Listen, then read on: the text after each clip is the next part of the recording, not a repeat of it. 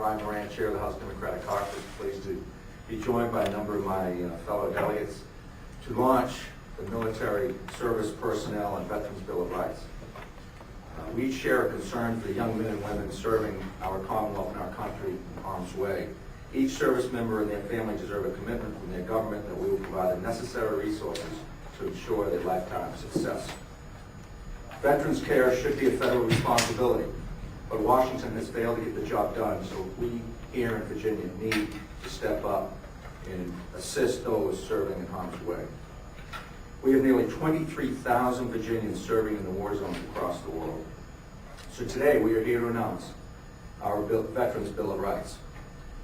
In short, our Veterans Bill of Rights will, one, begin to ensure the Commonwealth's commitment to providing the necessary counseling and medical care for our returning veterans, protect them from lost wages and ensure their financial future, protect the families of those serving overseas, and provide additional benefits for those lost overseas.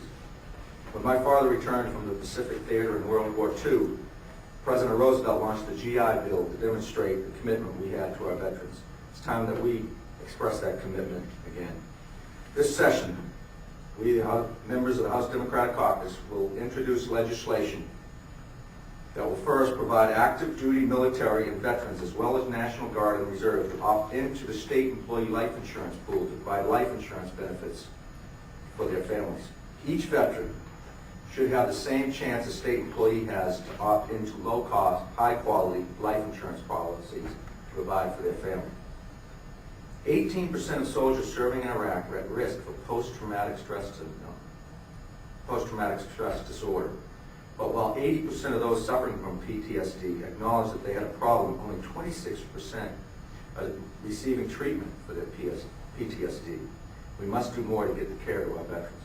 That is why our second component, very important component, will partner public and private resources to provide additional counseling center services for the nearly 25,000 Virginians returning from service in Iraq and Afghanistan.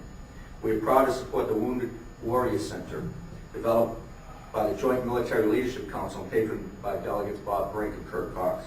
This center will focus on the increasingly portion of those returning from post-traumatic stress disorder and other brain-related injuries. Third, we will allow our Virginia National Guard and reservists to take their military pay tax-free in Virginia while they are serving on extended active duty for periods of 90 days or longer. Fourth, and consistent with Governor Kane's legislative initiative, we will authorize Virginia Armed Service members and their spouses to freeze access to their credit reports. We can and must protect their credit and their reputation. We can't let scam artists take advantage of their family and damage the changes of our military men and women have enjoyed financial success and on their own home and live in dignity.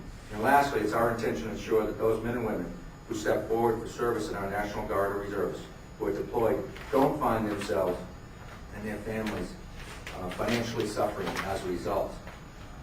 We will ensure that the state provides compensation to state employees in the Guard and reserves who are called to active duty. The compensation will cover the difference between the Guard salary and the current state salary, so no family loses because of their service. We're joined by a number of distinguished members of the House Democratic Caucus. First and foremost, there's a gentleman who was a Navy commander, former commander of the Norfolk Naval Station, a freshman delegate from Virginia Beach, Joe Bouchard, who I would welcome to the podium to express his support for this legislation and speak from those who have actually served in our military. Joe?